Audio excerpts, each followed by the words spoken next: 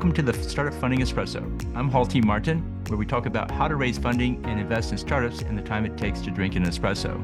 If you have a question about startup funding or investing, please go to the website, startupfundingespresso.com, and type in your question into the chat bot in the lower right corner to receive an answer.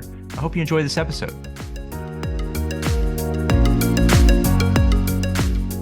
Hello, this is Halti Martin with the Startup Funding Espresso, your daily shot at startup funding and investing. Toxic customers can ruin employee morale and distract them from their work. Here are some steps to handle a toxic customer. Remind the customer of the company's policies and what the engagement entails. It's sometimes the case that the customer thinks the company is supposed to do more than what was agreed.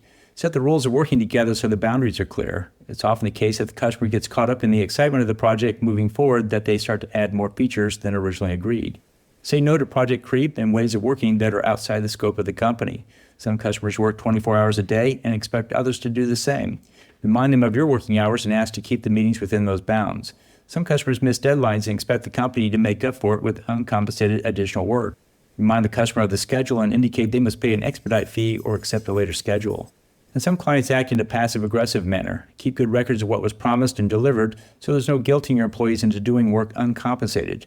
Some clients can become abusive. In those situations, it's important to protect your employees, in which case you may have to fire the client. Consider these steps in dealing with toxic customers. Thank you for joining us for the Startup Funding Espresso, where we help startups and investors connect for funding. Let's go start listening to today. Halti Martin is the director of Investor Connect, which is a 501c3 nonprofit dedicated to the education of investors for early stage funding. All opinions expressed by Hall and podcast guests are solely their own opinions and do not reflect the opinion of Investor Connect. This podcast is for informational purposes only and should not be relied upon as a basis for investment decisions.